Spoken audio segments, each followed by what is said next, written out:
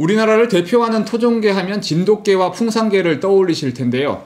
토종견 가운데 순혈도가 가장 높은 개는 진돗개나 풍산개가 아닌 바로 제주개입니다. 섬이라는 지리적 특성으로 다른 견종과 교잡이 덜해 외래 유전자 유입이 없는 상태로 보존됐고 개체수가 다른 토종개들에 비해 적기 때문인데요. 제주개는 한라산 늑대개로도 불립니다. 옛부터 한라산에서 멧돼지나 꿩 등 야생동물을 사냥하며 진화했기 때문인데 진돗개와 닮았지만 체구가 더 작고 이마는 넓으며 입술은 여우 모양입니다. 특히 수컷과 암컷의 외모 차이도 상당히 큰데요. 수컷은 늑대를 연상시키고 암컷은 여우를 많이 닮아 늑대개나 여우개로도 불렸습니다. 한라산에서 사냥을 하며 진화한 제주개는 발바닥이 두툼하고 가슴이 넓으며 숲덤불을 해체했기 때문에 모발이 굵고 가죽도 아주 두껍습니다.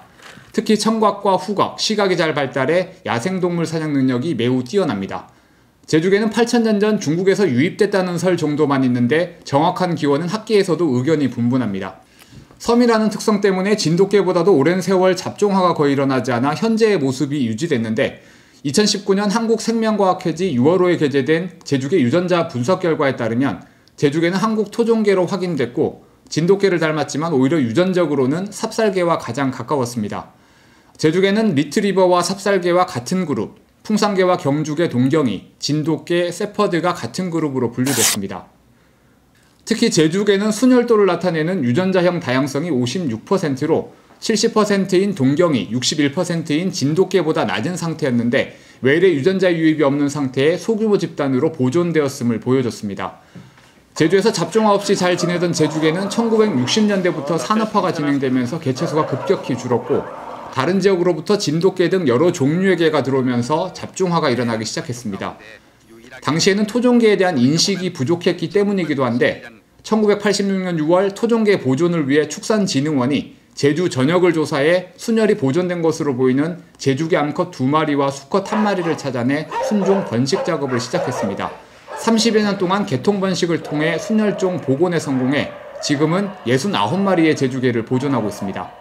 2012년부터는 일반인에게도 분양을 시작했는데요. 첫 공개 분양인 2017년도에는 20마리 분양에 전국에서 551명이 몰려 27.5대 1의 높은 경쟁률을 보이며 폭발적인 인기를 끌기도 했습니다. 당시 생후 2, 3개월 된 강아지 20마리를 마리당 5만 원에 분양했는데 동물보호단체는 인위적인 번식과 돈을 받고 파는 점, 사육 환경 문제와 식용으로 악용될 수 있다는 점 등 지속적인 문제를 제기하면서 제주개 분양은 이후 완전히 중단됐습니다. 순혈종 복원과 종 다양성 차원에서 순종 번식 작업이 필요하지만 공간적인 제약 때문에 분양 없이는 연구가 쉽지 않은데요. 물론 다른 지역에서도 토종개 분양에 대한 비판 여론이 많지만 분양을 계속하고 있습니다. 진돗개와 경주개, 삽살개는 사단법인이나 민간단체에서 분양을 주도하고 있는 반면 제주개는 공공기관에서 분양을 받다 보니 동물보호단체의 비판 여론에 맞서기 어려운 점도 큰 이유로 분석됩니다. 축산진흥원에서는 분양 재개를 위한 다양한 방법을 논의하고 있다고 하는데 금방 재개되기는 쉽지 않아 보입니다. 지금까지 늑대개와 여우개로도 불리는 제주개에 대해 알아봤고요. 제주에 대해 궁금한 점 댓글 달아주시면 재밌고 유익한 내용으로 준비하겠습니다. 구독, 좋아요 부탁. 끝. I'll be back.